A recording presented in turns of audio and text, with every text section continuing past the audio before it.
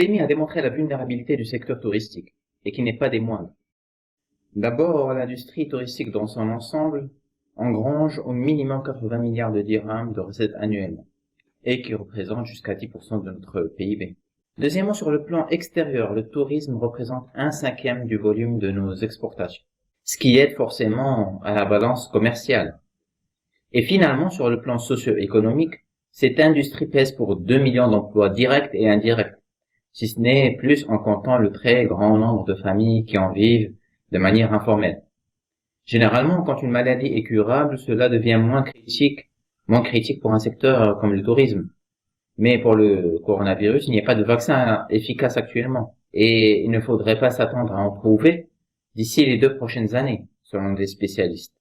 Et d'ici le printemps 2022. Entre-temps, ce sont les mesures barrières et les médicaments qui sont tout simplement utiles. C'est sur ces aspects qu'il faut se préparer en amont, entre ministère de santé, du tourisme et les professionnels, pour pouvoir dépasser ce cap sans changer tout notre modèle.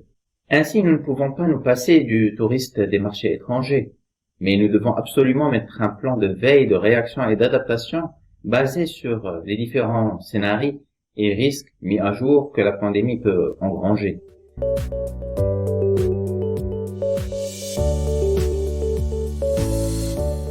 Je crois qu'il a été judicieux et courageux, et même vital, d'imposer nos règles et de ne pas être dans la surenchère de qui, parmi les pays destinations touristiques, va ouvrir en premier.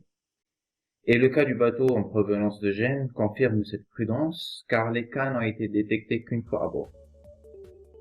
Je crois que cette première phase est une autre étape d'essai pour éventuellement ouvrir les frontières à des touristes en provenance de l'étranger.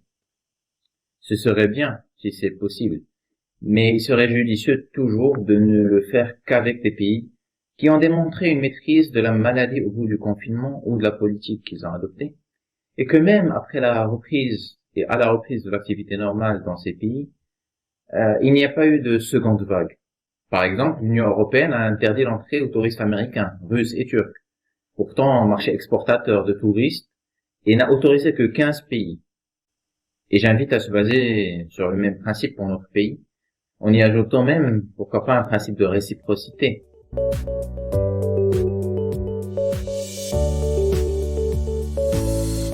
Selon un rapport du CNUSED, parmi les pays que la pandémie a le plus impacté sur le plan touristique, le Maroc est 7e. Et sur les 8 prochains mois, si rien n'est fait, ce sont en moyenne 8% des emplois du secteur qui seront perdus.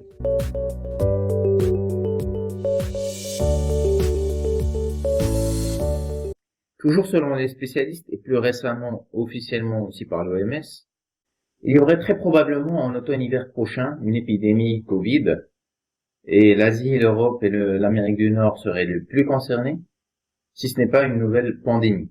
Dans ce contexte, les autorités vont certainement refermer les frontières, si elles ont été ouvertes au cours de l'été, aux personnes physiques, du moins pour une partie des provenances.